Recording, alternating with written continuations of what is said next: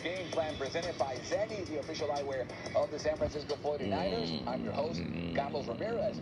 In Week 17, the 49ers dominated the Washington Commanders, shutting them out in the second half to coast to a 27-10 victory. Brock Purdy led the way with 230 passing yards and 2 touchdowns. With that win, and the Lions and Eagles losing their games, the 49ers clinched the #1 seed. Head coach Kyle Shanahan sat down with Rick Papa to discuss clinching first seed.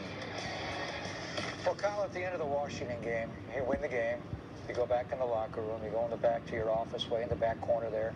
And the Philadelphia game, when Arizona is raging. I don't think you've ever been in this situation to watch something like this that's such an important game for you. And the #1 seed, some players come in, they're watching with you. What was that moment like for you? It was cool. I mean, we had a similar one in Atlanta.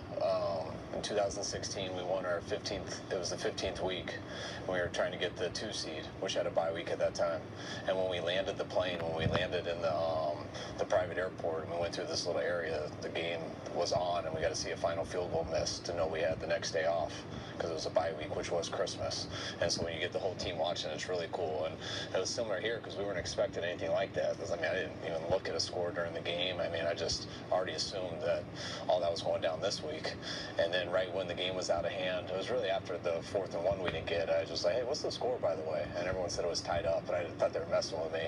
And then at the end, they said on the headset they were down by 3 in the Cardinals. So we get in there, I start watching it, and they're just, you know, John Feliciano sticks his head in, Kittle does. They're all trying to, like, why don't you guys just come in here? And then a couple came in. Then, like, 7 came in. It was fun. It was crammed in there. I had a couple beers, so I tried to toss them a couple. New Year's Eve. Yeah, and just enjoy it. Start celebrate our New Year's Eve a little early. But it was basically like we were watching on an iPhone.